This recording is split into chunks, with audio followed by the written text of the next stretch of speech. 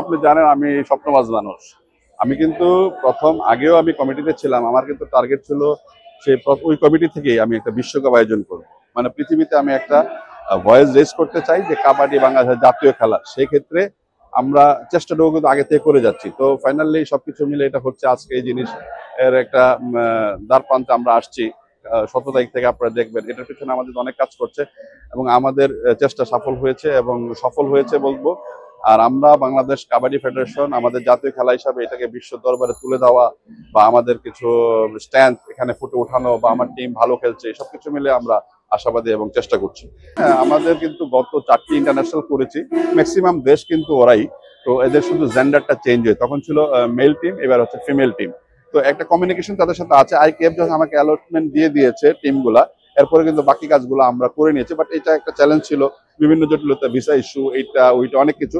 But আলহামদুলিল্লাহ সবার support সহযোগিতা ছিল, মিনিস্ট্রি, আমার প্রেসিডেন্ট মহোদয় এবং অন্য যেখানে সেক্টরে যেখানে যেন সাপোর্ট দরকার ছিল প্রত্যেকটা সাপোর্ট পেয়েছি। এই সাপোর্টের কারণে কিন্তু আজকে আপনাদের সামনে এই টিমগুলোকে এনে বিশ্বকাপ করতে পারছি। পদ্মা সেতু, মেট্রো রেল এবং এলিভেটেড এক্সপ্রেসওয়ে নির্মাণের গর্বিত অংশীদার বসুন্ধরা সিমেন্ট। রেটিং এর জন্য আসলে বেসিক্যালি এটা দরকার, আপনার জায়ান্ট টিম যদি এখানে না খেলে ইভেন্টের রেটিংটা তুলে ধরার জন্য। বাট এটা একটা চ্যালেঞ্জ ছিল, একই প্ল্যাটফর্মে দুই টিম একই সময় আনা। বাট এটার জন্য আমি thanks to IKF, they arrange to world cup in Bangladesh. তো এখানে আইকেএফ এর হোস্ট ছিল, এশিয়ান কাবাডি ফেডারেশনের সাপোর্ট ছিল, সর্বোপরি আমার দেশের গভর্নমেন্টের সবচেয়ে বড় সাপোর্ট ছিল এই মুহূর্তে। তো এই যে কাজটুকু আমরা হয়েছে, কিন্তু এটা কিন্তু সম্মিলিত চেষ্টায় হয়েছে। ব্যক্তি কাবাডি ফেডারেশনের স্ট্রেংথ আছে, ব্যক্তি কাবাডি ফেডারেশনের লোকজনের সামর্থ্য আছে, এটা কিন্তু আমরা ওনাদের মাঝে তুলে ধরতে পেরেছি এবং ওইটার কারণে কিন্তু আমরা আজকে এই ওয়ার্ল্ড কাপটা করতে পারছি। In a sense of branding, Bangladesh versus Pakistan অথবা ইন্ডিয়া ভার্সেস পাকিস্তান, এই খেলাটা একটা ক্যাচি হোয়াট এভার ম্যাচ। বাট এটা আসলে হচ্ছে কি, আপনার একটা নতুন টিমকে একটা প্ল্যাটফর্মে, বিশ্বকাপের মতো প্ল্যাটফর্মের ভিতরে অ্যালাউ করা যায়, তাহলে এটা আপনার হাস্যকর হবে।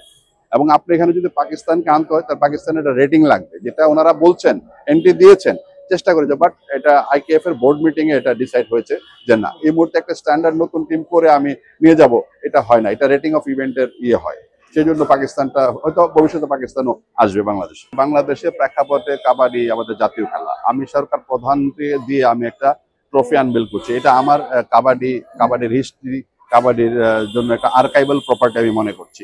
সেক্ষেত্রে আমি এখানে 12টা টিমের ক্যাপ্টেনকে এঙ্গেজ করে ট্রফি প্রধান উপদেষ্টা দিয়ে আনবেল করতে চাচ্ছি বা হচ্ছে।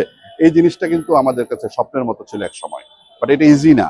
মানে কেউ জটিলতা, কেউ টাইমিং, সব কিছু মিলে। তো আলহামদুলিল্লাহ এটা সুন্দরভাবে হবে আশা করছি এবং এটা আমাদের জন্য সারা পৃথিবীতে একটা মেসেজ থাকবে যে বাংলাদেশ হোস্ট এবং এই প্রোফাইলগুলা সবসময় থেকে যাবে।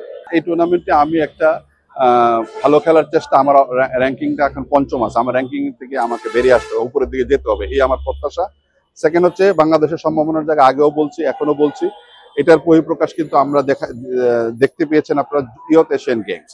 আমাদের টার্গেট কিন্তু এশিয়ান গেমস 26-এ এই টিম কিন্তু কন্টিনিউ করবে। আমি টিম কিন্তু গত জানুয়ারিতে আমরা স্টার্ট করেছি, এখনো চলতে থাকবে। হয়তো কোনো কারণে প্লেয়ার চেঞ্জেস হতে পারে, পজিশন ওয়াইজ প্লেয়ার চেঞ্জ হতে পারে, বাট এই কন্ডিশন ক্যাম্পটা চলবে। লঙ্গার ভার্সন এর কোনো বিকল্প নেই। আপনি যত নাম্বার ম্যাচ খেলবেন, যত প্র্যাকটিসে থাকবেন, আপনার স্কিল অত বাড়বে, সম্ভাবনা তো বাড়বে।